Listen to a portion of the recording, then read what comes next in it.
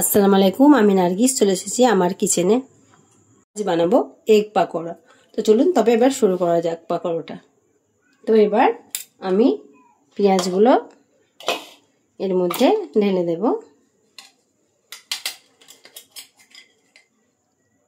আর দিয়ে দেব জিরে আর কাঁচা লঙ্কা,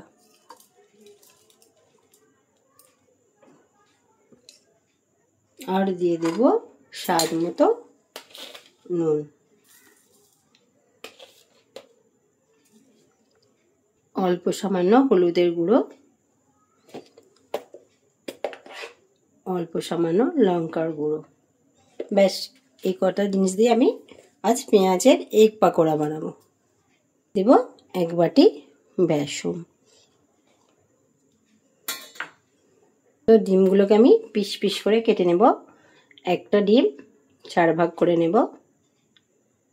এইভাবে আমি সব কটা ডিমকে কেটে নেব।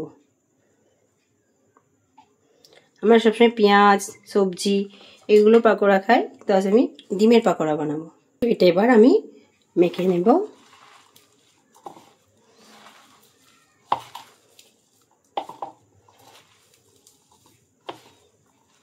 তো এর মধ্যে অল্প সামান্য জল দিয়ে মেখে নেব।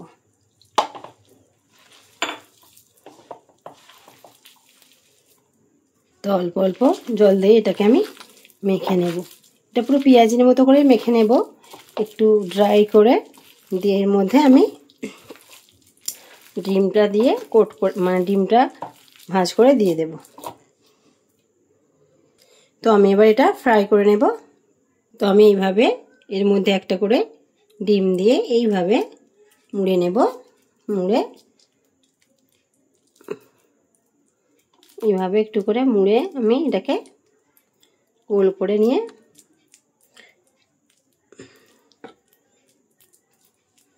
এইভাবে ভেজে নেব। তো এইভাবে আমি তেলে ছেড়ে দেব।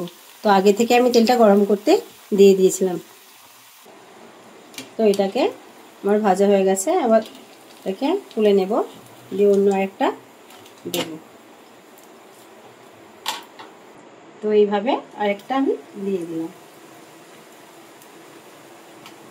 তো এটাকে আবার আমি অন্য দিকটা উল্টে দিলাম।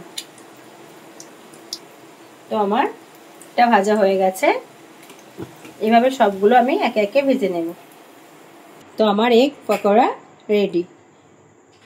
তো আমি প্রথমে মধ্যে পেঁয়াজগুলো দিয়ে দিলাম, আর দিয়ে দেব সিজওয়ান সস, যেহেতু পকোড়া ঝালঝালি ভালো লাগবে। তো পকোড়াগুলো আমার এগ পেঁয়াজ পকোড়া তো রেডি। আমার এগ পেঁয়াজ পকোড়াটা যদি আপনাদের ভালো লাগে, আপনারা আমার চ্যানেলে লাইক করবেন, বেশি বেশি করে শেয়ার করবেন, আর কমেন্ট বক্সে জানাবেন কেমন হয়েছে। আর নতুন কোনো বন্ধু হলে আমার চ্যানেলটা সাবস্ক্রাইব করে দেবেন। আজকের মতো এতটা, আবার নতুন কোনো রেসিপি নিয়ে আপনাদের সামনে হাজির হব। খোদা হাফেজ।